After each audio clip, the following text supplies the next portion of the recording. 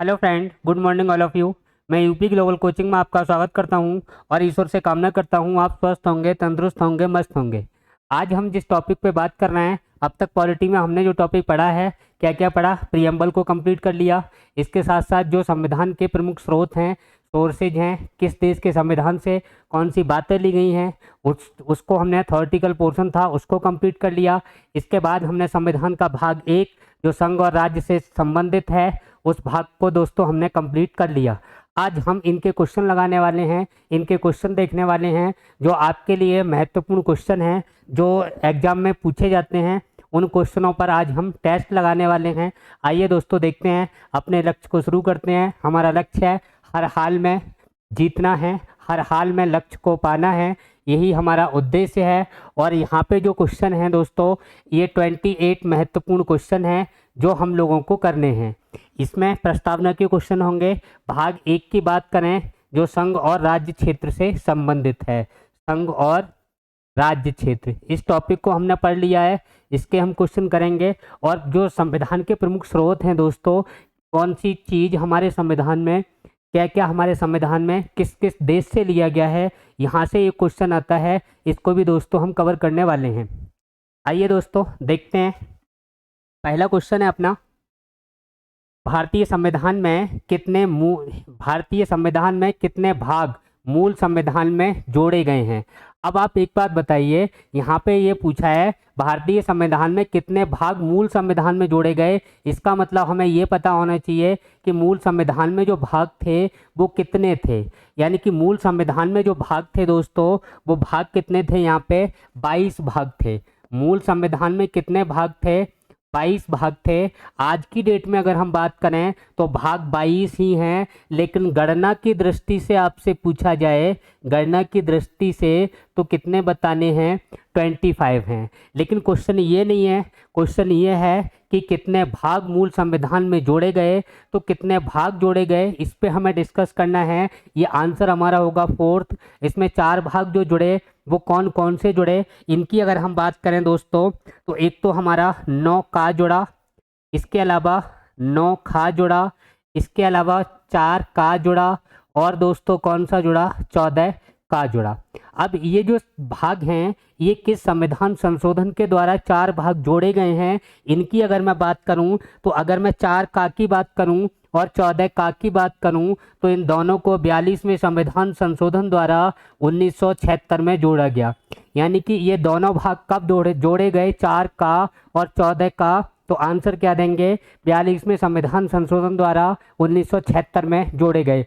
अगर दोस्तों हम बात करें 9 का कब जोड़ा गया, तो 74वें संविधान संशोधन द्वारा, 74वें संविधान संशोधन द्वारा 1992 में जोड़ा गया। अगर हम दोस्तों बात करें 9 खा की, तो 9 खा जो जोड़ा गया है, ये 97वां संविधान संशोधन है। 97वां संविधान संशोधन कब हुआ, 2011 में।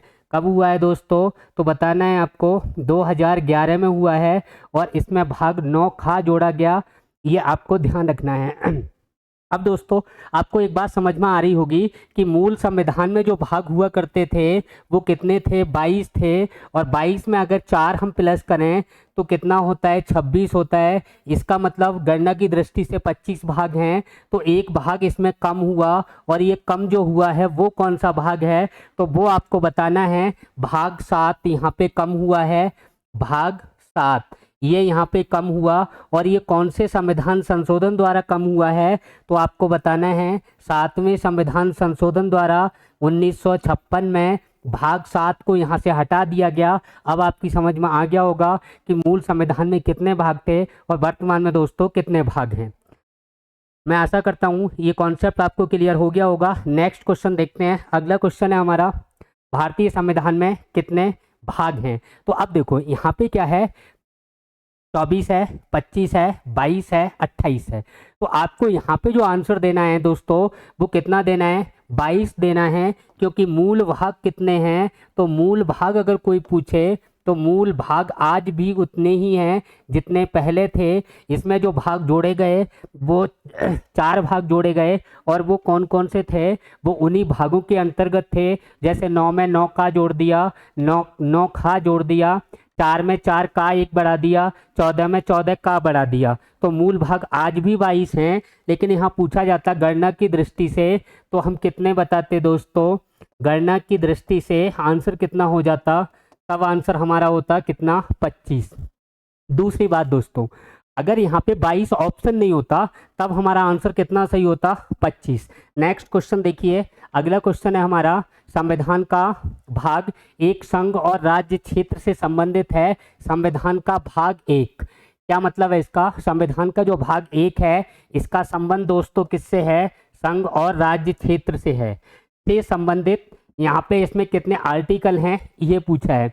अगर मैं बात करूँ आर्टिकल 12 से 35, तो ये जो भाग है दोस्तों ये भाग 3 है और ये किससे संबंधित है, तो बताना है मूल अधिकार से या मौलिक अधिकारों से संबंधित है।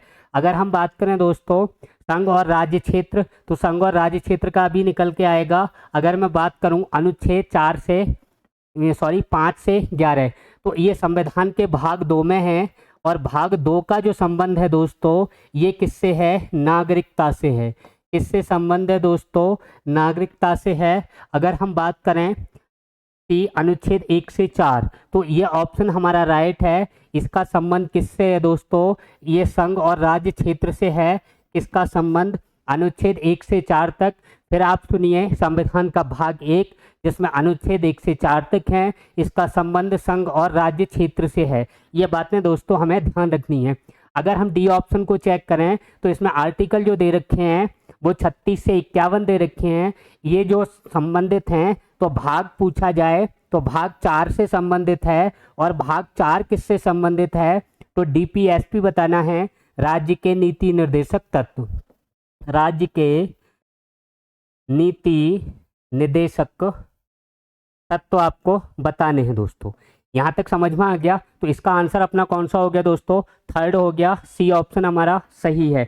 नेक्स्ट क्वेश्चन देखते हैं, भाग 4A में मूल कर्तव्य से संबंधित अनुच्छेद है, यानी कि भाग 4A यह बाद में जोड़ा गया और अभी मैंने दोस्तों आपको बताया था 42वें संविधान संशोधन द्वारा 1976 में जोड़ा गया और इसका संबंध किससे है, मूल कर्तव्यों से है। और मूल कर्तव्यों में आर्टिकल कौन सा है, तो इस भाग 4A में केवल एक ही आर्टिकल है और वो कौन सा है, 51A।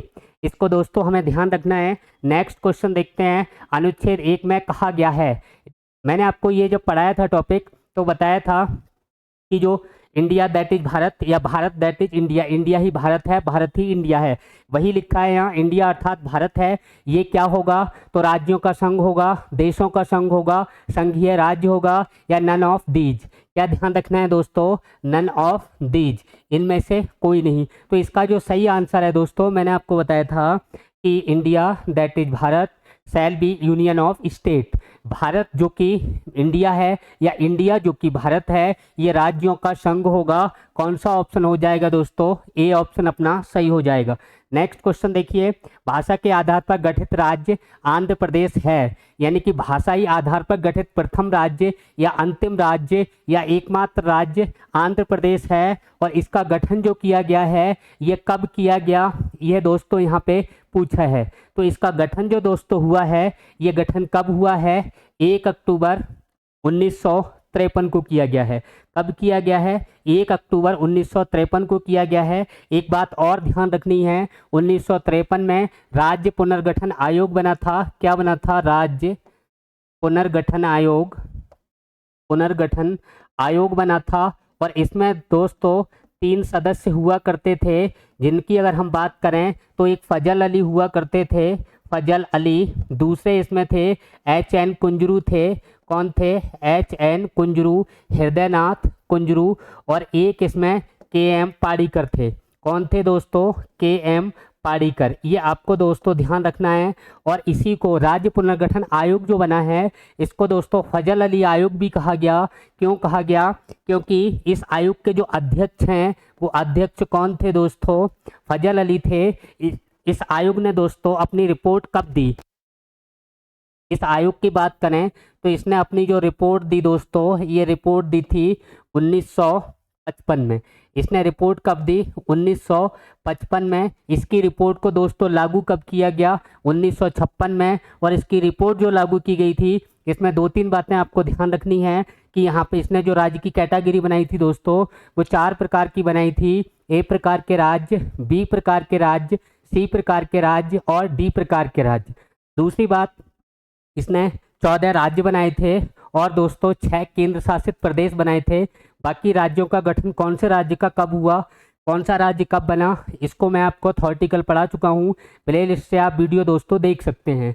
आगे दोस्तों यहाँ पे हम बात करते हैं, नेक्स्ट क्वेश्चन है अपना, राज्य पुनर्गठन आयोग से संबंधित विधेयक को किसी भी सदन में किसकी, क्या होगा दोस्तों यहाँ पे, किसकी पूर्व अनुमति से पेश किया जाएगा? तो ये ध्यान रखना है। पहला option PM, president, CJI, chief justice of India और प्रेसिडेंट। तो इसका दोस्तों जो सही आंसर होगा वो कौन होगा? राष्ट्रपति की पूर्व अनुमति से रखा जाता है। आपको ध्यान रखना है दोस्तों, राष्ट्रपति की पूर्व अनुमति आवश्यक है। पूर्व अनुमति ध्यान रखना है, ये आवश्यक है।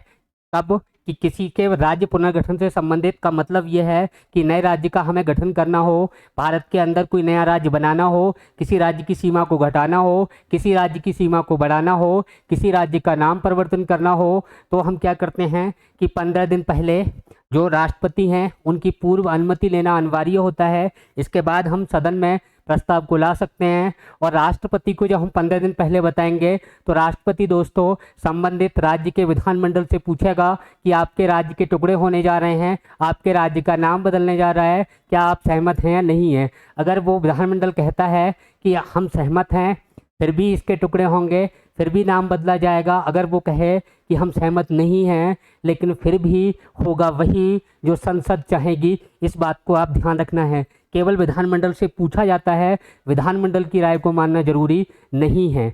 इस बात को दोस्तों हमें ध्यान रखना है। अगला क्वेश्चन देखिए, नेक्स्ट क्वेश्चन है 8 नंबर। अगले क्वेश्चन को देखें, कौन सी देशी रियासत भारत में मिलने को तैयार नहीं थी? आपको इनमें से ऑप्शन बताने हैं, जूनागढ़, मैसूर, जम्मू कश्मीर। देखो जूनागढ़ सही है लेकिन मैसूर नहीं है, तो ये ऑप्शन हमारा गलत हो जाएगा। जूनागढ़, हैदराबाद और जम्मू कश्मीर ये दोस्तों सही है। यहाँ पे प्रतापगढ़ आ गया, यहाँ पे मद्रास आ गया, तो ये गलत हो जाएंगे। आपको ध्यान रखना है कि 3 ऐसी रियासतें बची थीं जिनको मिलाने के लिए जो सरदार वल्लभ भाई पटेल थे उन्होंने बड़ी कोशिश से, बड़ी मेहनत से इसको मिलाया था, जिसमें बीपी मेनन का भी नाम आता है। दोनों को ही आपको ध्यान रखना है। ज़्यादा नाम जो आता है वो सरदार पटेल जी का आता है। लेकिन यहाँ पे ये जो 3 देशी रियासतें बची थी दोस्तों, इनको बाद में मिलाया गया। और बाद में जो इनको मिलाया गया है दोस्तों, वो किस आधार पर मिलाया गया, किस तरीके से मिलाया गया, वो बातें आपको यहाँ ध्यान रखनी है। यहाँ पे अगर मैं बात करूँ जम्मू कश्मीर की, तो यहाँ के राजा हुआ करते थे हरि सिंह। क्या नाम था? हरि सिंह। और इन्होंने दोस्तों विलय पत्र पर हस्ताक्षर किए थे, यानी कि विलय पत्र पर हस्ताक्षर किए, तब इस जम्मू कश्मीर का विलय दोस्तों भारत में किया था। अगर हम दोस्तों बात करें हैदराबाद को हमने मिलाया, तो हैदराबाद को किस आधार पे हमने मिलाया था? यहाँ पे जम्मू कश्मीर है, इसको ध्यान रखना, जम्मू कश्मीर। ये मैंने डॉट डॉट लगा दिया है, इसका मतलब है ये अवतरण चिन्ह है, जो ऊपर है वही नीचे है। ये आपको समझ में आता होगा। नेक्स्ट देखिए दोस्तों, हैदराबाद को जो हमने मिलाया, तो यहाँ पे हमने क्या किया था? हैदराबाद को मिलाने के लिए यहाँ पे हमने पुलिस कार्रवाई की और पुलिस के द्वारा यहाँ पे एक ऑपरेशन चलाया गया था। वो ऑपरेशन आपको ध्यान रखना है। यहाँ जो ऑपरेशन चला हैदराबाद के अंदर, वो ऑपरेशन पोलो आपको ध्यान रखना है। कौन सा ऑपरेशन? पोलो आपको ध्यान रखना है। यहाँ जो ऑपरेशन चला उस ऑपरेशन का नाम क्या है? ऑपरेशन पोलो। जूनागढ़ को किस तरीके से मिलाया गया? तो यहाँ वोटिंग हुई थी दोस्तों, जनमत संग्रह के द्वारा मिलाया गया। जनमत संग्रह के द्वारा इसको भारत में मिलाया गया था। नेक्स्ट क्वेश्चन देखते हैं दोस्तों। अगला देखिए, सिक्किम को पूर्ण राज्य का दर्जा कब मिला? सिक्किम को पूर्ण राज्य का दर्जा कब मिला? तो सीधा आपको ध्यान रखना है, कब मिला? 1975। यहाँ जो डेटे हैं दोस्तों, इनसे पहले 19 लिखा हुआ है। 1974, 1975, 1977, 1976। तो यहाँ दोस्तों आपको जो ध्यान रखना है वो सिक्किम को जो पूर्ण राज्य का दर्जा मिला है, पूर्ण राज्य का दर्जा कब मिला? 1975 में मिला। और आपको यहाँ ध्यान रखना है 36वां संविधान संशोधन के द्वारा मिला। 36वां संविधान संशोधन हुआ था और 36वां संविधान संशोधन जो दोस्तों हो रहा है वो सिक्किम को मिलाने के लिए नहीं हो रहा है, इस बात को आप ध्यान रखना। 36वां संविधान संशोधन जो हुआ, लिख देता हूँ एक बात, संशोधन ये जो हुआ इसमें आपको ध्यान रखना है ये सिक्किम को मिलाने के लिए नहीं हुआ है, क्योंकि हमने 35वां संविधान संशोधन 1975 में किया और 35वां संविधान संशोधन जो किया था उसके तहत हमने सिक्किम को भारत में जोड़ने के लिए एक सह राज्य एसोसिएट स्टेट बनाया था। और एसोसिएट स्टेट जो हम बना चुके थे, जो आर्टिकल 2A में हमने रखा था, उसको हटाने के लिए हमने 36वां संविधान संशोधन किया था। और 36वां संविधान संशोधन करके जो हमने सह राज्य या एसोसिएट स्टेट का जो एक नई कैटेगरी हमने राज्य की बनाई थी उसको हमने कैंसिल किया है, जबकि सिक्किम को साधारण तरीके से ही जोड़ा गया है। इस बात को दोस्तों यहाँ पे आपको ध्यान रखना है। तो ये जो सिक्किम जो राज्य बना, यहाँ से एक और क्वेश्चन बनता है, ये कौन सा राज्य बना? तो कौन सा बताओगे दोस्तों, कौन से नंबर का है? तो यहाँ बताना है आपको, ये जो भारत का बना है वो 22वां राज्य बना। कौन सा बना दोस्तों? 22वां राज्य। आपको ध्यान रखना है, ये महत्वपूर्ण बातें हैं जो एग्जाम के अंदर पूछी जाती हैं। नेक्स्ट क्वेश्चन देखते हैं। अगला क्वेश्चन देखिए, उत्तराखंड राज्य के सृजन के समय 11वें वित्त आयोग ने इसे निम्नांकित का दर्जा दिया: गरीबी, पहाड़ी राज्य का, अविकसित राज्य का, विशेष वर्ग का राज्य, या नन ऑफ दीज। तो इसको आपको ध्यान रखना है। जो वित्त आयोग बना था 11वें वित्त आयोग ने इसे जो नाम दिया था दोस्तों वो अविकसित राज्य का दिया था या अविकसित राज्य का दिया था। अविकसित राज्य, इसको आपको ध्यान रखना है। अगला क्वेश्चन देखिए, नेक्स्ट क्वेश्चन है अपना, भारतीय संविधान में न्यायिक पुनरावलोकन का कॉन्सेप्ट यानी कि जो विचार है दोस्तों, ये किस देश के संविधान से लिया गया है? तो न्यायिक पुनरावलोकन का दोस्तों विचार है ये किस देश से लिया गया है? तो ये बात हमें ध्यान रखनी है, ये हमने अमेरिका के संविधान से ली है। कहाँ से ली है दोस्तों? अमेरिका के संविधान से ली है। जर्मनी से हमने क्या लिया है? जर्मनी से जो प्रेसिडेंट हैं, जो राष्ट्रपति हैं, इस राष्ट्रपति की शक्तियां हैं और इनकी जो पावर्स हैं, जो शक्तियां हैं, ये कौन सी हैं? ये जो शक्तियां हैं आपातकाल के समय मौलिक अधिकारों संबंधी। कौन सी दोस्तों? मौलिक अधिकार संबंधी ये जो शक्तियां हैं, मौलिक अधिकार संबंधी शक्ति, ये हमने कहाँ से ली है दोस्तों? जर्मनी से ली है। जो राष्ट्रपति की पावर है, कहने का मतलब ये है मेरा यहाँ पे कि राष्ट्रपति से जो हमने शक्तियाँ ली दोस्त, राष्ट्रपति ने जो शक्तियाँ ली या राष्ट्रपति को जो शक्तियाँ दी गई हैं वो जर्मनी के संविधान से, तब जैसे इमरजेंसी लगी हो और इमरजेंसी के समय जो राष्ट्रपति जी हैं वो दोस्तों जो हमारे मूल अधिकार हैं उनको निलंबित कर सकते हैं, उनको सस्पेंड कर सकते हैं, और उनको निलंबित या सस्पेंड करने की जो पावर है राष्ट्रपति जी की, वो हमने कहाँ से ली है? तो वो आप ध्यान रखना है, जर्मनी के संविधान से। हमारे देश में जो गणतंत्र की व्यवस्था है वो कहाँ से ली गई है दोस्तों? फ्रांस से। कहाँ से ली गई है?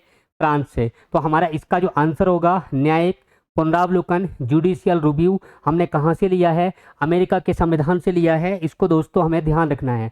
12वां क्वेश्चन है, विधि का समान संरक्षण किस देश से हमने ग्रहण किया है? विधि का समान संरक्षण दोस्तों ध्यान रखना है। तो विधि का समान संरक्षण कहाँ से लिया है दोस्तों? अमेरिका से। कहाँ से लिया है विधि का समान संरक्षण? अमेरिका से लिया है। इसको आपको ध्यान रखना है। इक्वल प्रोटेक्शन ऑफ लॉ यानी कि विधियों का समान संरक्षण। अगर क्वेश्चन पूछा जाए विधि के समक्ष समता, यानी विधि के समक्ष समता यानी कानून के सामने जो भी है वो समान है, तो विधि के समक्ष समता का कॉन्सेप्ट हमने कहाँ से लिया? इस बात को दोस्तों आपको ध्यान रखना है। ये हमने कहाँ से लिया है? विधि के समक्ष समता यानी कि कानून के सामने प्रत्येक व्यक्ति बराबर है। ये कॉन्सेप्ट दोस्तों हमने कहाँ से लिया? इंग्लैंड के संविधान से लिया है। विधि के समक्ष समता और विधियों का समान संरक्षण, इन बातों को दोस्तों हमें ध्यान रखना है। अगर हमसे पूछा जाए विधि द्वारा स्थापित प्रक्रिया दोस्तों हमने कहाँ से ली है? तो विधि द्वारा स्थापित प्रक्रिया जापान के संविधान से ली है। विधि द्वारा स्थापित प्रक्रिया, विधि द्वारा स्थापित प्रक्रिया अगर पूछी जाए तो कहाँ से बताओगे दोस्तों? जापान के संविधान से। अब इनमें डिफरेंस क्या है दोस्तों, उसको मैं थोड़ा क्लियर करना चाह रहा हूँ। विधि द्वारा स्थापित प्रक्रिया का मतलब है दोस्तों जो कानून बना है, अगर कोई अपराधी है उसको किस किस एक्ट के तहत, किस अधिनियम के तहत किस प्रकार से सजा दी जाएगी, वो सजा का जो प्रावधान होता है दोस्तों वो क्या है, विधि द्वारा स्थापित प्रक्रिया उसको कहा जाता है। जो सजा का प्रावधान होता है, किन किन नियमों के तहत सजा दी जाएगी, उसे हम क्या कहते हैं? विधि द्वारा स्थापित प्रक्रिया कहते हैं। जो हमने दोस्तों कहाँ से ली है? जापान से ली है। कहाँ से ली है दोस्तों? जापान से ली है। नेक्स्ट हमें देखना है विधि के समक्षमता, यानी कानून के सामने प्रत्येक व्यक्ति समान है, चाहे वो व्यक्ति छोटा है, चाहे वो व्यक्ति बड़ा है, चाहे अमीर है, चाहे गरीब है, चाहे ठेला लगाता है या उद्योग धंधे करता है या हवाई जहाज में उड़ता है या पैदल चलता है, प्रत्येक व्यक्ति कानून के समक्ष क्या है? समान है। कानून उसको समान दृष्टि से देखेगा। विधियों का समान संरक्षण का मतलब क्या है? विधियों के समान संरक्षण का मतलब है कि अगर एक ही विधि सब पर लागू हो तो ये अन्याय होगा, एक ही तरीके के कानून सब पर लागू हो तो ये अन्याय होगा। इससे बचने के लिए हमें क्या है कि एक ही वर्ग के जो लोग हैं उनमें एक ही कानून लागू होना चाहिए। कैसे लागू होना चाहिए? जैसे अगर आपने देखा होगा कि जो पुलिस की भर्ती होती है, ऐसी भर्ती जिनमें फिजिकल होता है, उनमें आपने देखा होगा कि लड़कों के लिए फिजिकल थोड़ा ज़्यादा होगा, लड़कियों के लिए कम होगा। लेकिन जो अलग अलग वर्ग हैं, एक लड़कों का वर्ग है, एक लड़कियों का वर्ग है, तो लड़कियों के वर्ग के लिए फिजिकल कम होता है। तो लड़कियों के लिए जो प्रत्येक लड़की हैं जो लड़की के वर्ग में आती हैं उनके लिए विधि समान होगी, लड़कों के लिए विधि समान होगी। अगर एक व्यक्ति विकलांग है और एक व्यक्ति हष्टपुष्ट है, उनसे कहा जाए कि दोनों 500 मीटर दौड़ के दिखाओ, तो जो विकलांग है उस पर नहीं दौड़ा जाएगा। विकलांगों के लिए अलग कानून होगा, अलग नियम होगा। यही क्या कहता है? विधि का समान संरक्षण, यानी एक ही वर्ग के लोगों के लिए समान कानून, एक ही वर्ग के लोगों के लिए समान कानून। इसका मतलब क्या है? विधि के समक्ष समता। ये बात आपको क्लियर हो गई होगी। नेक्स्ट क्वेश्चन देखिए। अगला क्वेश्चन है भारतीय संविधान में मूल कर्तव्य को लिया गया है। तो मूल कर्तव्य कहाँ से लिए गए दोस्तों? ये मैंने बताया था, रूस से लिए गए हैं। और अमेरिका से दोस्तों क्या क्या लिया गया है, ये बातें हमने की थी, एक बार फिर कर लेते हैं। अगर अमेरिका की दोस्तों हम बात करें तो मूल अधिकार हमने कहाँ से लिए हैं? अमेरिका से। मूल अधिकार, आपने संविधान में दोस्तों रिट सुनी होंगी, संविधान में जो रिट सुनी होंगी, ये रिट्स का प्रावधान है, ये भी हमने कहाँ से लिया है दोस्तों? अमेरिका से लिया है। अगर दोस्तों आपसे पूछा जाए न्यायिक पुनरावलोकन की, अभी हमने बात की थी, न्यायिक पुनरावलोकन भी कहाँ से लिया गया है, तो इसका ध्यान रखना है। ये भी हमने कहाँ से लिया है दोस्तों? अमेरिका से लिया है। अगली बात हमें ध्यान रखनी है, अगर पूछा जाए वित्तीय आपातकाल, यानी वित्तीय आपात की जो व्यवस्था है या वित्तीय आपात उपबंध है, ये भी हमने कहाँ से लिया है? ये भी अमेरिका से लिया है। इससे संबंधित आर्टिकल भी पूछा जाता है, जिसको दोस्तों हमें ध्यान रखना है। आयरलैंड से क्या लिया गया है दोस्तों? राज्य के नीति निर्देशक तत्व क्या लिए गए हैं? नीति निर्देशक तत्व लिए गए हैं। जर्मनी के संविधान से मैंने आपको बता दिया अभी क्या लिया गया है, तो जर्मनी वाला आप ध्यान रखना। ठीक है दोस्तों, आगे हम देखें, यानी कि जर्मनी के संविधान से मैंने आपको बताया था दोस्तों कि जो राष्ट्रपति हैं, राष्ट्रपति के आपातकाल के दौरान मौलिक अधिकार संबंधी जो पावर्स हैं राष्ट्रपति को प्राप्त हैं, वो कहाँ से ली गई हैं? जर्मनी के संविधान से दोस्तों ली गई हैं। नेक्स्ट क्वेश्चन देखते हैं, इसका आंसर आपका क्लियर हो गया, कौन सा है दोस्तों? रूस। मूल कर्तव्य कहाँ से लिए गए हैं? रूस से लिए गए हैं। मूल कर्तव्य मूल संविधान का भाग नहीं था, ये भी ध्यान रखना है। इसको बाद में जोड़ा गया है, यानी कि भाग 4 कामें हैं। अगर भाग पूछा जाए मूल कर्तव्य से संबंधित, तो मूल कर्तव्य से संबंधित अगर दोस्तों भाग पूछा जाए तो भाग कितना है? 4 का है। और इससे संबंधित आर्टिकल पूछा जाए तो 51A है। इस भाग 4 को मैंने अभी पीछे बताया आपको, 42वें संविधान संशोधन द्वारा 1976 में जोड़ा गया। नेक्स्ट क्वेश्चन देखते हैं दोस्तों। अगला है भारतीय संविधान में संघीय व्यवस्था का प्रावधान किस देश से लिया गया है?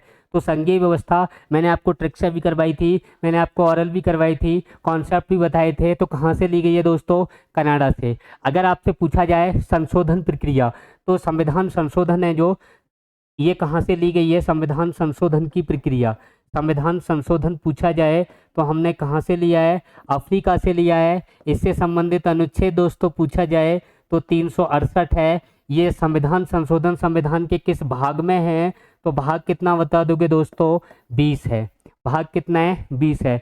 आयरलैंड से मैंने आपको बता दिया अभी नीति निर्देशक तत्व हैं। अमेरिका से मैंने कई बातें दोस्तों आपको बताई हैं। मूल अधिकार है, न्यायिक पुनरावलोकन है, राष्ट्रपति का पद है, और यहाँ पे वित्तीय जो आपात है वो भी अमेरिका से लिया गया है। और यहाँ पे मैंने एक बात और बताई थी अमेरिका से, चलो यहाँ से बता दे रहा हूँ। एक नई बात है जो शायद अभी बताई नहीं है मैंने, उसको आप सुन लीजिए। जो प्रस्तावना है, प्रस्तावना का थॉट, विचार, यानी प्रस्तावना का विचार कहाँ से लिया गया है? अमेरिका से। अगर आपसे पूछा जाए दोस्तों प्रस्तावना कहाँ से ली गई है, तो आंसर क्या होगा? अमेरिका। अगर आपसे पूछा जाए प्रस्तावना की भाषा कहाँ से ली गई है, प्रस्तावना की भाषा, तो आंसर क्या हो जाता है? ऑस्ट्रेलिया। प्रस्तावना की लैंग्वेज पूछी जाए तो आंसर क्या होगा? ऑस्ट्रेलिया। अगर इसका विचार थॉट पूछा जाए या प्रस्तावना कहाँ से ली गई है, तो आंसर आपको अमेरिका ही देना है, बुक में चाहे जो भी हो, क्योंकि अमेरिका ही दोस्तों माना गया है। नेक्स्ट क्वेश्चन देखते हैं, संसदीय शासन प्रणाली किस देश से ली गई है? तो संसदीय शासन प्रणाली की दोस्तों हम बात करें तो ये किस देश से ली गई है? तो आंसर आपको ध्यान रखना है, कौन सा होगा? फ्रांस से, गणतंत्र, ऑस्ट्रेलिया से, क्या लिया गया है दोस्तों? बताइए। अभी मैंने बताया था प्रस्तावना की जो लैंग्वेज है वो कहाँ से ली गई है? ऑस्ट्रेलिया से। और एक दोस्तों आपको और ध्यान रखना है, समवर्ती सूची का प्रावधान भी कहाँ से लिया गया है दोस्तों? ऑस्ट्रेलिया से लिया गया है। अमेरिका के बारे में दोस्तों मैं बहुत सारी बातें आपको बता चुका हूँ। अमेरिका के बारे में मैं बहुत सारी बातें आपको पहले से ही बता चुका हूँ। इसका आंसर क्या हो जाएगा दोस्तों? ब्रिटेन हो जाएगा। फ्रांस से गणतंत्र की व्यवस्था, ऑस्ट्रेलिया से समवर्ती सूची भी ली गई है, ऑस्ट्रेलिया से जो प्रस्तावना है उसकी दोस्तों,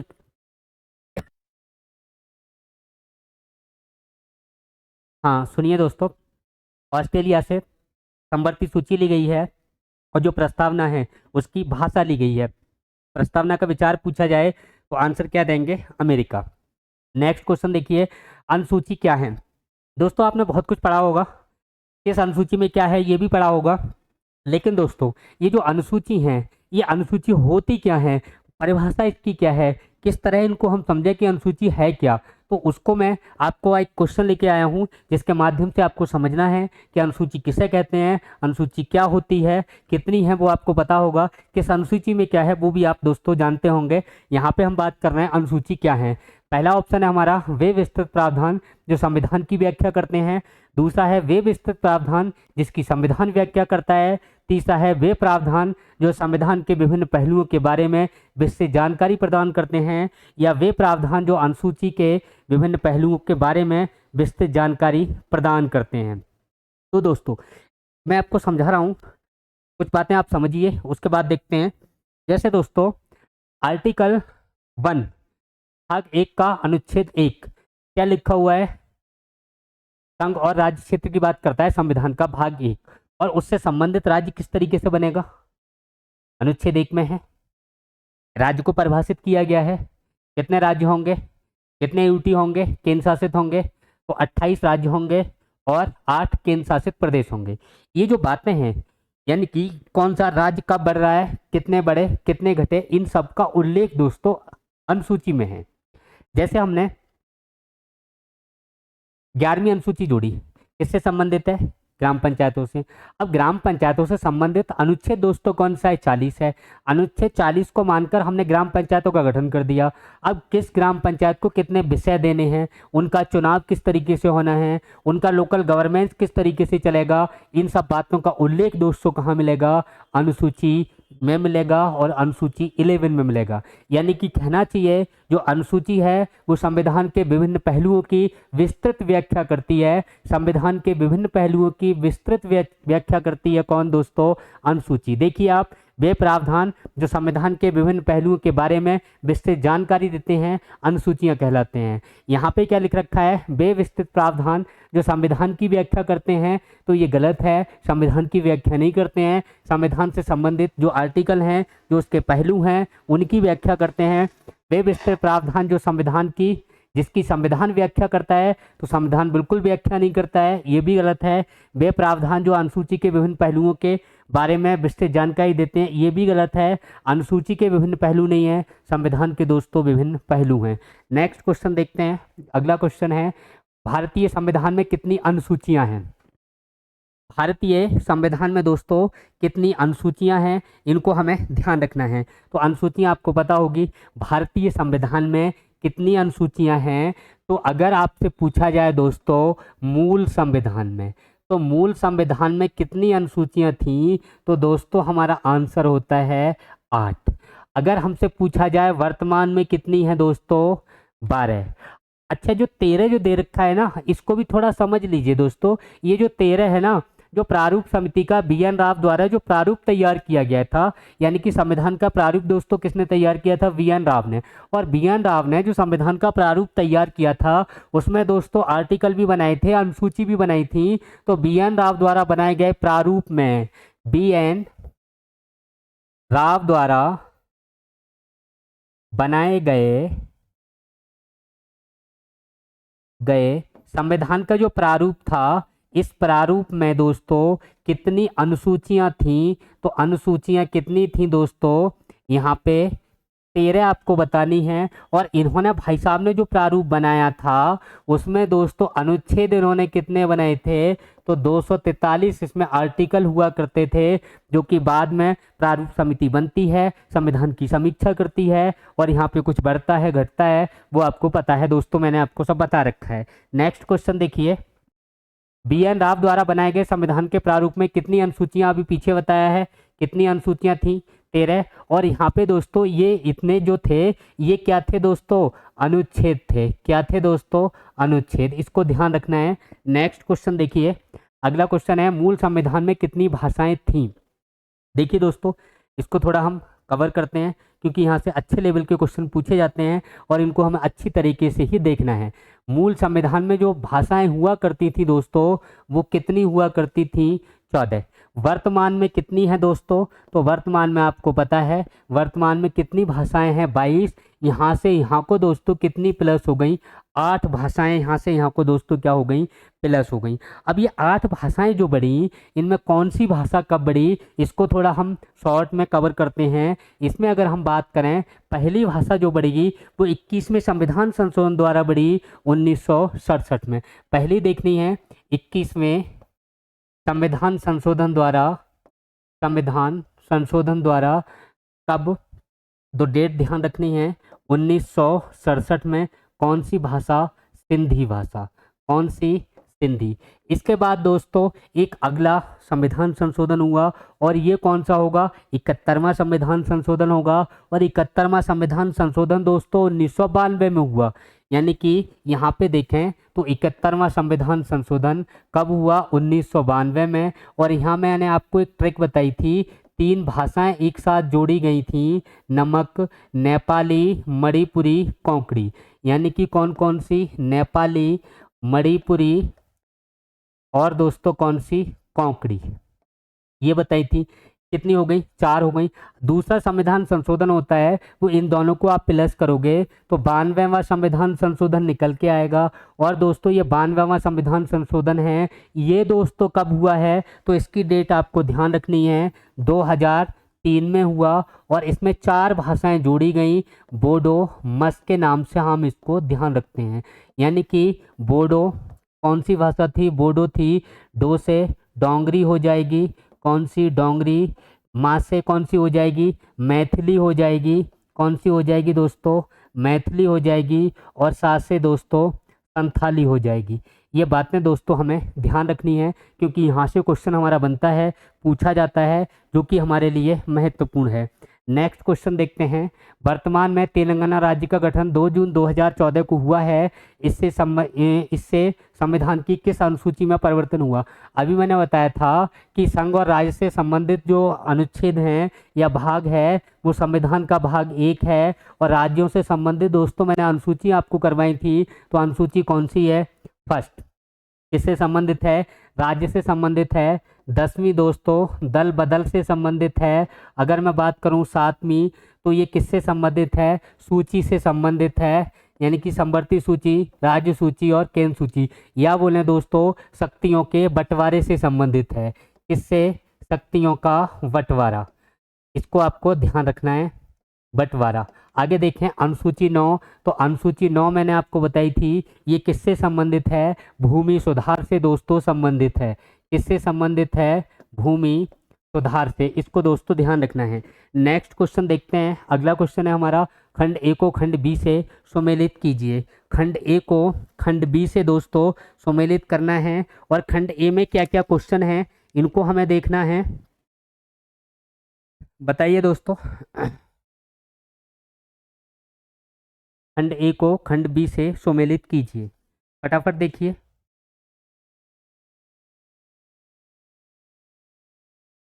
देख लिया होगा 18 विषय। जो 18 विषय थे दोस्तों वो किस अनुसूची में थे? 29 विषय किस में थे? 61 किस में थे? 52 किस में थे? और 100 विषय दोस्तों किस में थे? तो इसको देखते हैं हम। मैंने आपको बताया था कि जो 18 विषय हैं वो अनुसूची 12 में हैं। 18 विषय किस में थे दोस्तों? अनुसूची 12। और अनुसूची 12 का संबंध किससे था दोस्तों? नगर पालिका से। 29 विषय जो विषय हैं दोस्तों वो अनुसूची 11 में हैं, और इसका संबंध किससे है दोस्तों? ग्राम पंचायतों से है। अगर हम बात करें दोस्तों केंद्र सूची में, तो केंद्र सूची में 100 विषय हैं। पहले दोस्तों 97 हुआ करते थे, आज की डेट में कितने हैं? 100 विषय हैं। अगर हम बात करें दोस्तों राज्य सूची में, तो राज्य सूची में 61 विषय हैं, और पहले कितने हुआ करते थे दोस्तों? सर इसमें कितने? 66 विषय हुआ करते थे। अगर हम बात करें दोस्तों संवर्ती सूची, तो संवर्ती सूची में वर्तमान में कितने विषय हैं? 52 विषय हैं। पहले दोस्तों 47 हुआ करते थे। ये इंपॉर्टेंट क्वेश्चन है, डायरेक्ट आपको मैचिंग में आते हैं, और ये आपको दोस्तों याद रखनी चाहिए। आपको ये ध्यान रखने हैं, आप इनको जरूर ध्यान रखें, क्योंकि एग्जाम में यहाँ से क्वेश्चन जरूर उठता है। आगे देखें, नेक्स्ट क्वेश्चन है, किस वर्ष मैथिली भाषा को 8वीं अनुसूची में शामिल किया गया था? अभी दोस्तों मैंने एक ट्रिक बताई थी, उस ट्रिक के आधार पर आप देख सकते हैं मैथिली भाषा को कब शामिल किया गया था। तो मैंने आपको एक ट्रिक बताई थी, बसडम, यानी कि बोडो, डोंगरी, मैथिली और संथाली।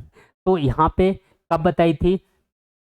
92वां संविधान संशोधन 2003, 4 भाषाएं एक बार में जोड़ी गई थी।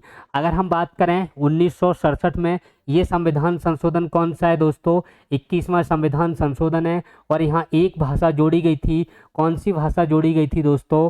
सिंधी भाषा जोड़ी गई थी। अभी हमने बात की थी 1992 में, ये 71वां संविधान संशोधन था, और यहाँ पे 3 भाषाएं जोड़ी गई थी। अभी मैंने बताया था नमक, नेपाली, मणिपुरी और कोंकणी। तो आपको समझ में आ गया होगा 8वीं अनुसूची का संबंध तो किससे है दोस्तों? इसको कब जोड़ा गया? अनुसूची में कब जोड़ा गया है मैथिली को? तो आंसर क्या हो जाएगा? 2003। अगला क्वेश्चन देखिए दोस्तों, भारतीय संविधान में 9वीं अनुसूची कब जोड़ी गई? इसको दोस्तों ध्यान रखना है, जरूरी क्वेश्चन है, इंपॉर्टेंट है। तो 9वीं अनुसूची दोस्तों कब जोड़ी गई है? तो आपको ध्यान रखना है प्रथम संविधान संशोधन द्वारा, यानी कि प्रथम संविधान संशोधन द्वारा। कौन सी जोड़ी गई? कब जोड़ी गई? 1971 में। यानी कि कौन सी? 9वीं। आपको ध्यान रखना है, कौन सी अनुसूची बतानी है? 9वीं। अगर हम 10वीं की बात करें तो यहाँ पे दोस्तों 10वीं अनुसूची जोड़ी गई कब? 1985 में। और कौन सा संविधान संशोधन हुआ था? तो यहाँ पे ध्यान रखना है दोस्तों 52वां संविधान संशोधन हुआ था। और कौन सी यहाँ पे 10वीं अनुसूची जोड़ी गई? इसका संबंध दोस्तों किससे है? दल बदल से है। 9वीं अनुसूची का संबंध दोस्तों किससे बताया था मैंने? भूमि सुधार से बताया था। अगला क्वेश्चन दोस्तों देखें हम यहाँ पे, तो अगला 1992 डेट दे रखी है। यहाँ पे आपको 2 बातें ध्यान रखनी है, 73वां और 74वां संविधान संशोधन हुआ। ये 73वां और 74वां संविधान संशोधन कब हो रहा है? 1992 में हो रहा है। यहाँ पे दोस्तों किसको जोड़ा गया? यहाँ पे ग्राम पंचायतों को जोड़ा गया था। और यहाँ पे दोस्तों किसको जोड़ा गया? तो यहाँ पे आपको ध्यान रखना है नगर निगम को जोड़ा गया। नगर निगम को जो जोड़ा है, नगर पालिका को जो जोड़ा है दोस्तों, ये अनुसूची कौन सी है? तो ये 12वीं है। और ये ग्राम पंचायतों वाली जो अनुसूची कौन सी है? ग्राम पंचायतों। तो यहाँ पे ध्यान रखना है ये अनुसूची दोस्तों 11वीं है। मैंने आपको ये भी बताया था ग्राम पंचायतों में कितने विषय थे, तो आपको 29 ध्यान रखने हैं। नगर निगम या नगर पंचायत में कितने विषय थे, तो आपको अभी मैंने बताया था 18 विषय हुआ करते थे, वर्तमान में हैं दोस्तों। नेक्स्ट क्वेश्चन देखिए, विधि द्वारा स्थापित प्रक्रिया भारतीय संविधान में किस देश से ली गई है। 24 नंबर क्वेश्चन है दोस्तों, विधि द्वारा स्थापित प्रक्रिया भारतीय संविधान में किस देश से ली गई है, ये क्वेश्चन आपको बताना है। तो ये मैंने आपको बताया था, विधि द्वारा स्थापित प्रक्रिया अभी मैं करवा चुका हूँ। कहाँ से ली गई है दोस्तों, जापान से। नेक्स्ट क्वेश्चन है, भारतीय संविधान का सबसे बड़ा स्रोत है।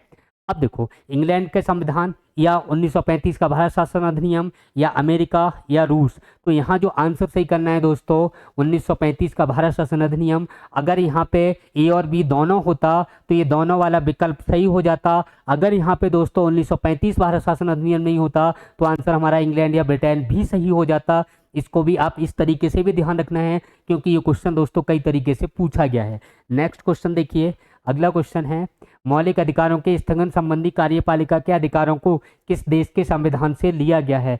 मौलिक अधिकारों के स्थगन संबंधी कार्यपालिका के अधिकारों को किस देश से दोस्तों लिया गया है, तो यहाँ आंसर दोस्तों आपको ध्यान रखना है, जर्मनी से लिया गया है। कहाँ से दोस्तों, जर्मनी से लिया गया है। भारतीय संविधान की प्रस्तावना स्वतंत्रता समानता बंधुत्व शब्द किस देश की क्रांति के नारे हैं, तो ये दोस्तों फ्रांस की क्रांति के नारे हैं। कहाँ के हैं, फ्रांस की क्रांति के नारे हैं। 3 शब्द दोस्तों रूस से भी लिए गए थे और रूस से प्रस्तावना में, ये भी प्रस्तावना में ही लिए गए हैं। कहाँ लिए गए दोस्तों, प्रस्तावना में। इनको ध्यान रखना है, ये प्रस्तावना में लिए गए हैं। और अगर हम बात करें दोस्तों यहाँ से रूस से, तो रूस से आपको ध्यान रखनी है 3 बातें या 3 शब्द रूस से भी लिए गए हैं। और रूस से क्या क्या लिया गया है, तो मैंने बताया था, सार आपको ध्यान रखना है। इसका मतलब है सामाजिक, क्या है, सामाजिक। इसका मतलब है आर्थिक, क्या मतलब है दोस्तों, आर्थिक। और इसका मतलब है राजनीतिक। ये क्या हैं, ये तीनों प्रकार के दोस्तों राजनीतिक, ये तीनों प्रकार के न्याय हैं। ये जो 3 प्रकार के न्याय हैं, ये 3 न्याय कहाँ से लिए गए दोस्तों, तो आपको कहाँ से बताना है दोस्तों, रूस से बताना है। कहाँ से लिए गए दोस्तों, रूस से लिए गए हैं। और ये 3 शब्द कहाँ से लिए गए हैं, तो आंसर क्या होगा दोस्तों, फ्रांस होगा। लास्ट क्वेश्चन देखिए, लास्ट क्वेश्चन है, हमारे संविधान में महाभियोग की प्रक्रिया किस देश के संविधान से ली गई है। तो मैंने महाभियोग भी आपको जब टॉपिक पढ़ाया था उस समय बताया था, कहाँ से दोस्तों, यूएसए, अमेरिका से ली गई है। ठीक है दोस्तों, टाइम ज़्यादा होता है, इस क्लास को हम यही रोकते हैं। थैंक यू, धन्यवाद, जय हिंद, जय भारत दोस्तों।